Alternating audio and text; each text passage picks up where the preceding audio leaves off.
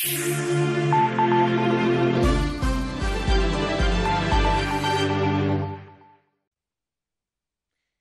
à tous, bienvenue sur Grand Lille TV. Tout de suite, l'information près de chez vous, mais avant, un mot rapide sur votre météo. Le soleil est enfin de retour et les températures en hausse. On devrait atteindre les 22 degrés ce samedi, avec de belles éclaircies prévues tout le week-end. Un point plus complet sur votre météo en fin d'édition. Le 62e congrès des maires a eu lieu ce matin à Douai. Gérald Darmanin, le ministre de l'Action et des Comptes publics, mais aussi maire de Tourcoing, s'est exprimé face aux élus. Il a tenté de les rassurer sur l'avenir des finances de leur commune.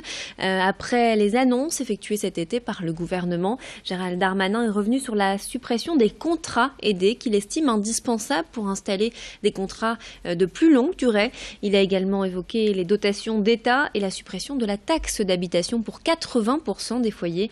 Concernant d'ailleurs cette suppression qu'il considère davantage comme un dégrèvement, il s'est dit ouvert à un autre modèle de fiscalité locale pour compenser. Idil Gunaï a rencontré l'un des maires présents au congrès. On l'écoute. Évidemment, la taxe d'habitation, annoncer aux gens qui vont payer moins d'impôts, bien sûr que c'est populaire, on peut le comprendre. Mais c'est toute la fiscalité locale qu'il faut revoir de fond en comble. S'il y a une injustice, effectivement, il faut y remédier. Mais supprimer la taxe d'habitation, ça veut dire également que les communes vont perdre de l'autonomie financière.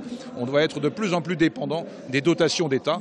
Et quand on voit le sort qui est réservé aux dotations, c'est-à-dire qu'on les diminue régulièrement, les maires s'inquiètent également de cette annonce qui a été faite dans le budget 2018.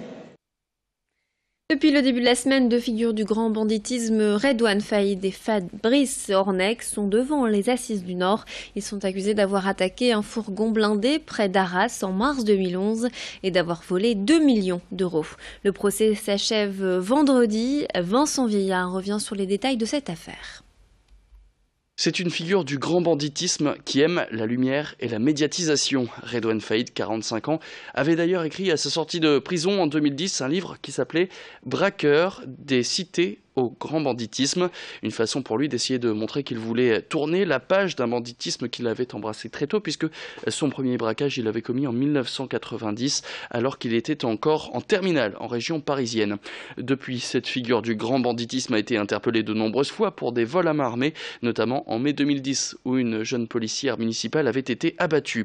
C'est après ce dernier braquage qu'il est incarcéré à la maison d'arrêt de Sequedin, mais il n'y reste que très peu de temps et s'évade en avril 2013 à l'aide d'explosifs et d'une prise d'otage.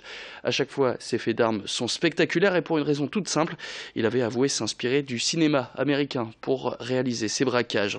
Des faits qui sont souvent aussi accompagnés de lourdes peines de prison.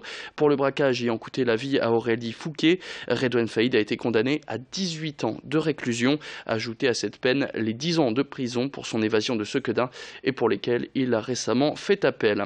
Mais la raison pour laquelle il se trouve devant le parquet de Douai en ce moment, c'est le braquage d'un fourgon blindé dans la Rajoie en mars 2011. Un braquage à l'explosif durant lequel les voleurs étaient repartis avec 2 millions d'euros. Redouane Faïd et son complice Fabrice Ornec n'ont jamais reconnu être liés à ce vol. Ils clament même ne pas se connaître. Mais si les forces de l'ordre se sont dirigées vers ces deux noms du grand banditisme, c'est parce qu'ils ont été dénoncés à la police de manière anonyme. Redouane Faïd avait d'ailleurs été interpellé avec 20 billets neufs de 100 euros de la Banque de France d'Arras, des billets qui ne pouvaient pas avoir été retirés à un distributeur. Le procès, lui, va donc durer 2 semaines pour Redouane Faïd et Fabrice Ornec. Ils risquent la prison à perpétuité pour récidive. Ce week-end, les artistes de la région ouvrent les portes de leurs ateliers. Une occasion unique de les voir travailler dans leur univers. Pour parler de cet événement, nous sommes allés voir Mimi le clown. Vous avez certainement déjà aperçu son travail sur les murs des rues de Lille. Je vous propose d'écouter tout de suite l'artiste. Je regardais la télé, je regardais les infos, toutes les infos, et je me suis dit, mais ils nous prennent vraiment pour des clowns. Alors j'ai décidé de faire le clown aussi. Mais là, ici, vous avez un peu un mélange, hein. C'est pas une exposition, c'est mon atelier. Donc j'ai pris un peu les toiles que j'avais. Je peux faire de la vidéo, je peux faire de la gravure, je peux faire de la peinture sur papier, sur toile, enfin peu importe. Il faut que ça m'amuse. Il y a deux façons de voir la vie. Soit on peint l'actualité, et dans ce cas-là, ça sera assez noir. Ça a été mon cas à une certaine période. Mais là, aujourd'hui, j'ai envie de passer le pas, j'ai envie d'y rajouter un peu de couleur, parce que sinon, c'est fatigant. C'est aussi fatigant pour moi. Des fois, je suis engagé, des fois, je le suis moins. Il y a des fois, basta, quoi. J'ai envie de... Parfois, j'ai envie de peindre des fleurs, et puis c'est tout, quoi. Des fois, j'ai envie d'arrêter de me poser des questions. Vous avez peut-être déjà fait faire des travaux dans votre maison, mais vous n'avez pas été satisfait des prestations de l'entreprise qui s'en est chargée. C'est le cas en tout cas d'Anthony Morano. Le jeune homme de 28 ans est complètement désemparé face à une situation qui lui échappe. Je vous propose de regarder ce reportage signé Xavier Célie. Le rêve d'Anthony Morano à Roubaix s'est transformé en cauchemar. En novembre 2016, le jeune homme de 28 ans s'achète pour 50 000 € une maison avenue Saint-Jean à Roubaix. Pour rénover les lieux, il fait appel à l'entreprise laumoise France Confort Habitat. Le devis des travaux affiche un total de 60 000 €. Mais l'entreprise sous-traite toutes les interventions et sur le terrain, les malfaçons s'enchaînent. Le jeune propriétaire fait aujourd'hui état des problèmes qui s'accumulent. Les fenêtres ont été mal posées, donc tout est à changer. La porte d'entrée qui a été placée dans le mauvais sens. Oui, donc là-bas, vous voyez un mur des fondations, un mur de création de cours, mais là, ils n'ont pas fait des fondations, il a été posé à même le carrelage. En haut, on trouve des trous dans les fenêtres. J'ai des soucis d'isolation et maintenant des infiltrations d'eau sur la toiture secondaire. J'ai versé 80% du devis, donc 45 000 €. En février dernier, Anthony Morano a alors demandé à ce que le chantier soit repris en main par la société France Confort Habitat et a fait passer un expert qui a constaté l'ampleur du problème, qui en allait même de la sécurité du jeune homme. Et en fait, ils ont démoli tous les conduits de cheminée et du coup, il y avait un risque d'effondrement puisque au fait, au deuxième étage, il y avait les conduits de cheminée qui étaient suspendus et qui n'étaient plus maintenus.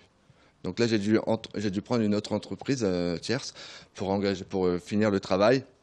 Et reprendre le pignon pour consolider tout ça. Ça m'a coûté 1 800 €. Les travaux ont repris en juin 2017. Et là, on est toujours au même point, en fait, toujours avec des malfaçons et des soucis. L'entreprise France Confort Habitat ne veut pas nier le problème et affirme que c'est la première fois qu'elle vit ce genre de situation avec des sous-traitants. Après notre sollicitation, elle a alors tenu à montrer sa volonté aujourd'hui de trouver une solution. Ce qui s'est passé malheureusement, c'est que c'est une société qui a eu des gros problèmes et qui s'est mise en liquidation judiciaire. Donc malheureusement, ils ont eu beaucoup de mal à finir le chantier et ils ont carrément abandonné le chantier alors que nous, on leur avait versé des heures. Et on a dû repartir sur une nouvelle base, sur une nouvelle équipe, sur une nouvelle énergie. Après, le chantier, c'est une maison complète qui fait plus de 100 mètres carrés. Donc forcément, c'est un chantier qui va prendre du temps, mais on va faire en sorte de maximiser les équipes pour que le chantier aille le plus vite possible et que M. Romano puisse rentrer chez lui dans les meilleures conditions. On est vraiment désolé. C'est un raté parmi tous nos chantiers. On a fait plus de 500 chantiers en 5 ans. On n'a jamais eu ce genre de problème. Ben voilà, M. Romano, on va finir sa maison. On va le dédommager par rapport à tout ce retard. Et tous, malheureusement, ces frais qui ont été occasionnés lui seront remboursés par l'entreprise directement.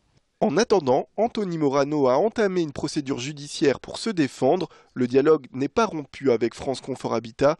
Affaire à suivre. Et tout de suite, votre météo.